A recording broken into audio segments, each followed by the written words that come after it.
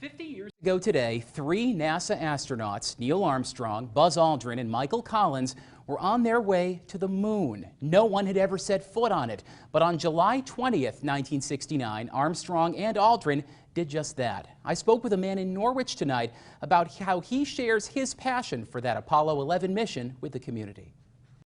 When Dan DeMars of Norwich was 10 years old, he was one of the hundreds of millions of people across the globe who saw and heard Neil Armstrong utter these words. It's one small step for man,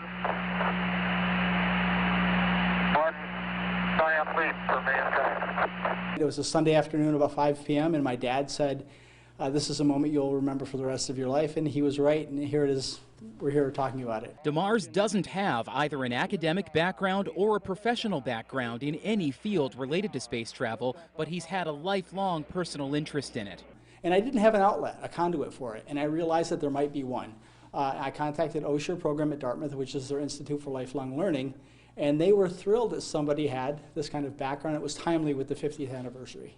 Wednesday at the Norwich Public Library, he presented a condensed version of his Dartmouth course, and he says the spirit that fueled the Apollo 11 mission still lives. It's a spirit of exploration. It's a spirit of courage. It's a spirit of a can-do attitude. And there's no reason why something like this couldn't happen again. After NASA was founded under President Eisenhower and after JFK's famous 1961 open challenge, the entire nation was committed to making a successful moon landing before the decade was out. To make something similar happen again, DeMars says a similar sense of passion and commitment will be needed. A collective passion, one that's infectious, one that there's a common goal that's defined, and the spirit and the will and the drive, and certainly the budget.